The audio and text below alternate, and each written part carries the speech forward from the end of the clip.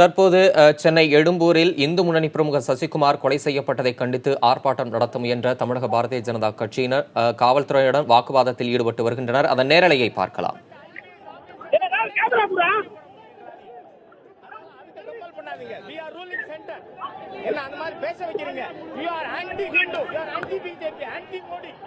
தற்போது பாரதிய ஜனதா கட்சியினர் தமிழக காவல்துறையினருடன் வாக்குவாதத்தில் ஈடுபட்டு வருகின்றனர். அந்த காட்சிகளை பார்க்கிறோம். தொடர்ந்து நமது செய்தியாளர் அபிநயா களத்தில் இருக்கிறார். அவரிடம் இது குறித்த விவரங்களை கேட்டறியலாம். அபிநயா, தற்போது தமிழக பாரதிய ஜனதா கட்சியினர் அவங்க கூட்டணி கட்சியினர் காவல்துறையினர்கிட்ட அந்த போராட்டத்துக்கு அனுமதி கேட்டு வாக்குவாதத்தில் ஈடுபடுற அந்த காட்சிகளை பார்க்கிறோம். அங்க கள நிலவரம் எப்படி இருக்கு?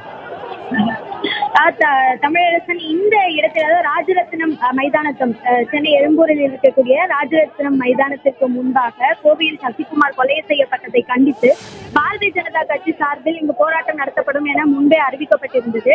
அதன்படி காலையிலிருந்து ஒரு 10 மணிக்கு முன்பாக இருந்தே இங்கு பாரதிய ஜனதா கட்சியை சேர்ந்தவர்கள் இங்கு குழும ஆரம்பித்து விட்டனர். அப்படி ஆரம்பித்திருக்கும் பொழுது சுமார் 500க்கும் மேற்பட்டவர்கள் இங்கு கூடிவிட்டனர். இறுதியில் தமிழிசை சவுந்தரராஜனும் இங்கு இந்த போராட்ட களத்திற்கு வந்திருந்தார். வந்தவுடனேயே கைது செய்ய வேண்டும் என போலீசார் அவர்களுடன் பேச்சுவார்த்தையில் ஈடுபட்டனர். எதனால் என்ற ஒரு காரணத்தை கேட்ட பொழுது இதற்கான முறையான அனுமதி வாங்கவில்லை என்ற ஒரு விஷயத்தை அவர் முன்வைத்திருக்கிறார். அப்படி எங்களுக்கு இங்கு அனுமதி இல்லை என்றால் அனுமதி இருக்கக்கூடிய இடத்தில் எங்களுக்கு அனுமதி வழங்க வேண்டும் என தமிழிசை சவுந்தரராஜன் போலீசாருடன் வாக்குவாதத்தில் ஈடுபட்டிருக்கிறார். மேலும் ராஜாவும் கூட இந்த வாக்குவாதத்தில் ஈடுபட்டிருக்கிறார். இதனை தொடர்ந்து இங்கு சாதி மறியலிலும் இந்த போராட்டத்திற்காக முன்னெடு வந்தவர்கள் அவர்களை கைது செய்வதற்காக போலீசார் முயற்சி செய்து வருகின்றனர். இதனால் போராட்டத்திற்கு வந்தவர்கள் இப்பொழுது இந்த ராஜரத்னம் மைதானத்திற்கு முன்பிருக்கும் சாலையில் சாலை மறியல் போராட்டத்திலும் ஈடுபட்டு வருகின்றனர். தமிழர் அபிநயா, இந்த போராட்டத்திற்கு காவல்துறை அனுமதி மறுத்திருக்கிற நிலையில பாரதிய ஜனதாவோட நிர்வாகிகள் அந்த தலைவர்களுடைய கருத்து என்னவா இருக்கு? அதாவது போலீஸ் தரப்பிலிருந்து தேர்தல் நேரம் ஒரு நிமிஷம் ஆர்ப்பாட்டம் பண்றதுக்கு ஒரு இடத்தை நாங்க முடிவு பண்ணியிருந்தோம்.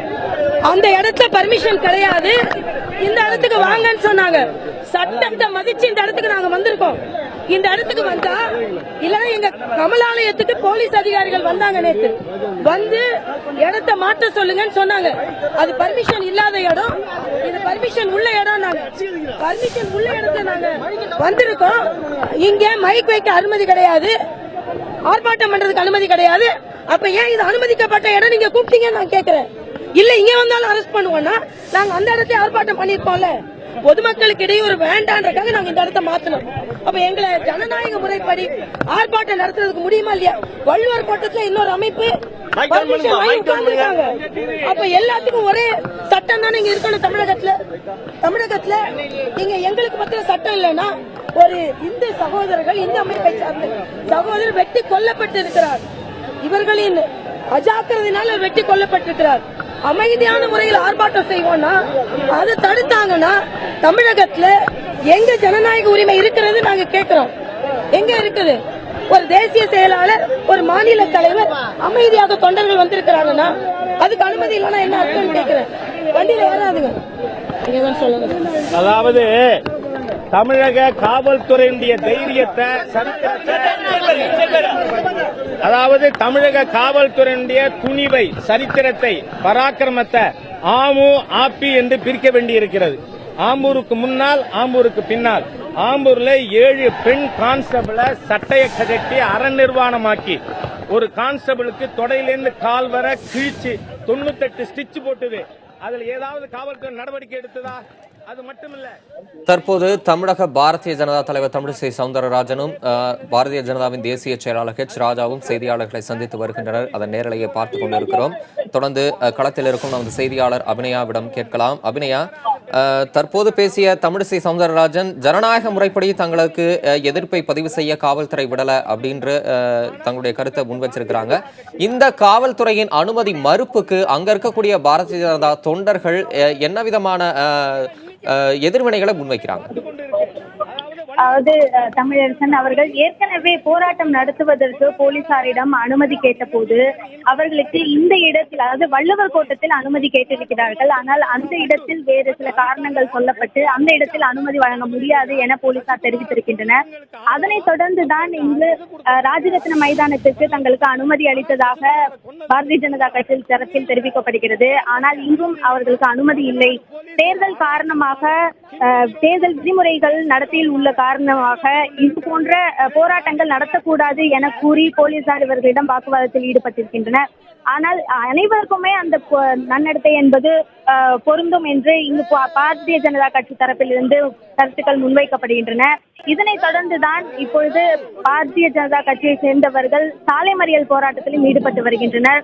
தாங்கள் போராட்டத்தை செய்வதற்கு காவல்துறை அனுமதிக்க வேண்டும் என கூறி இந்த போராட்டத்தில் தொடர்ந்து ஈடுபட்டு வருகின்றனர். தமிழர் அபிநயா, தற்போது இந்த வாக்குவாதத்தை தொடர்ந்து பாரதிய ஜனதா கட்சியினர் சாலை மறியலில் ஈடுபட்டிருக்கதா குறிப்பிட்டிருக்கீங்க. அங்க மொத்தம் எவ்வளவு பேர் இந்த போராட்டத்தில் ஈடுபட்டிருக்காங்க? அங்க வேற ஏதாவது போக்குவரத்துக்கு பாதிப்புகள் ஏற்பட்டிருக்கா? நிச்சயமாக தமிழரசன், இது முக்கியமான ஒரு சாலையாக இருக்கக்கூடிய ஒரு இடம். இந்த இடத்தில் பொதுவாக போராட்டங்களுக்கு அனுமதி அளிக்கப்படும். இந்த இடத்தில் பாரதிய ஜனதா கட்சியை சேர்ந்த 500க்கும் மேற்பட்டவர்கள் குவிந்திருக்கின்றனர். இப்பொழுது அனைவருமே தடுப்புகளை அமைத்து சாலையின் ஓரமாக இருந்து அவர்கள் போராட்டம் செய்வதற்கு ஏற்றாற் போலத்தான் ஏற்பாடுகள் செய்யப்பட்டிருந்தன. போலீசார் ஏற்கனவே 100க்கும் மேற்பட்ட போலீசார் இங்கு பாதுகாப்பு பணியில் ஈடுபட்டிருந்தனர். அவர்கள் அனைவருமே தடுப்புகளுக்கு உள்ளே அனுப்பப்பட்டு அவர்கள் போராட்டம் நடத்துவதாக ஒரு சூழல் தான் இருந்து வந்தது. திடீரென்று இல்லை, இங்கு அனுமதி இல்லை என தெரிவிக்கப்பட்டிருந்தது. இதனைத் தொடர்ந்துதான் இப்பொழுது தடுப்புகளை தாண்டி இந்த போராட்டத்தில் ஈடுபட வந்தவர்கள் 500க்கும் மேற்பட்டோர் இப்பொழுது சாலையில் அமர்ந்திருக்கின்றனர். அவர்களை கைது செய்யும் முயற்சியில் போலீசார் ஈடுபட்டு வருகின்றனர். தமிழர் அபிநயா, இந்த இந்து முன்னணி பிரமுகர் சசிகுமார் கொல்லப்பட்டதை கண்டித்து தான் இந்த போராட்டம் நடைபெற இருக்கிறது. அந்த கொலை செய்யப்பட்டதை கண்டித்து அவர்கள் போராட்டம் நடத்த இருந்த நிலையில அவர்கள் என்னென்ன கோரிக்கைகளை அந்த கொலை தொடர்பாக முன்வைக்கிறாங்க? அதை தொடர்ந்து இந்த கொலை சம்பவத்தில் ஈடுபட்டவர்கள் மீது உடனடியாக காவல்துறையினர் நடவடிக்கை எடுக்க வேண்டும் என்ற கோரிக்கை தான் இவர்களுடைய பிரதானமான கோரிக்கையாக இருக்கிறது. இது போன்ற கொலை சம்பவங்களில் ஈடுபட்டவர்கள் மீது நடவடிக்கை எடுக்கவில்லை என்ற ஒரு குற்றச்சாட்டையும் பாரதிய ஜனதா கட்சி தரப்பிலிருந்து முன்வைக்கப்படுகிறது. மேலும் இது தொடர்பான விரைவான ஒரு நடவடிக்கை எடுக்க வேண்டும் என்ற ஒரு கோரிக்கையை முன்வைத்துதான் இந்த போராட்டம் இன்று ஒருங்கிணைக்கப்பட்டிருந்தது.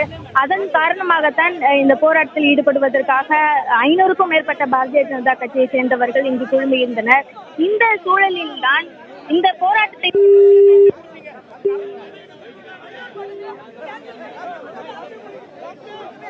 பாரதிய ஜனதா கட்சியினர் இந்து முன்னணி பிரமுகர் சசிகுமார் கொலை செய்யப்பட்டதை கண்டித்து போராட்டம் நடத்த முயன்றனர். அப்போது காவல்துறையினர் இந்த போராட்டத்திற்கு அனுமதி மறுத்தனர். தொடர்ந்து பாரதிய ஜனதாவின் தமிழக தலைவர் உள்ளிட்ட முன்னணி நிர்வாகிகள் காவல்துறையினுடன் வாக்குவாதத்தில் ஈடுபட்டனர். அந்த காட்சிகளை நேரலையாக நாம் பார்த்தோம். ஜனநாயக முறைப்படி இந்த கொலைக்கு தங்களது எதிர்ப்பை பதிவு செய்ய காவல்துறை விடவில்லை என்று தமிழக பாரதிய ஜனதா தலைவர் குற்றச்சாட்டை முன்வைத்திருக்கிறார். தொடர்ந்து பாரதிய ஜனதா கட்சியினர் சென்னை எழும்பூரில் சாலை மறியலில் ஈடுபட்டிருப்பதாக அங்கிருந்து வரும் தகவல்கள் நமக்கு தெரிவிக்கின்றன. தற்போது களத்தில் இருக்கும் நமது செய்தியாளர் அபிநயாவிடம் இது குறித்து கேட்டறியலாம். அபிநயா, தற்போது பாரதிய ஜனதாவினர் அந்த பகுதியில் சாலை மறியலில் ஈடுபட்டிருக்காங்க அப்படின்னு நீங்க குறிப்பிட்டீங்க. தொடர்ந்து அங்க அந்த சூழலை தணிக்க காவல்துறையினர் குவிக்கப்பட்டிருக்காங்களா? அவங்க கைது செய்யப்பட வாய்ப்பு இருக்கா?